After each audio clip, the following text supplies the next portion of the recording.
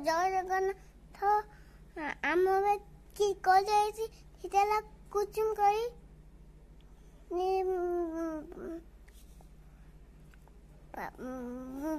ବାବା କରି କେତେ ଆଇଛି କୁଚୁମ କରି ଆପଣମାନେ ବି ଖାଆନ୍ତୁ କେତେ ଲାଗୁଛି ଏବେ କେତେ କୁଚୁମ କରି ଏବେ ଖାଇବି ତେବେ ଲାଗୁଛି ଏବେ ଖାଇଲି ତେବେ ପିଲା କେତେ ଲାଗିଲା ଛଡାଇକି ଖାଉଛି ତେବେ ଲାଗୁଛି ଲାଗିଲା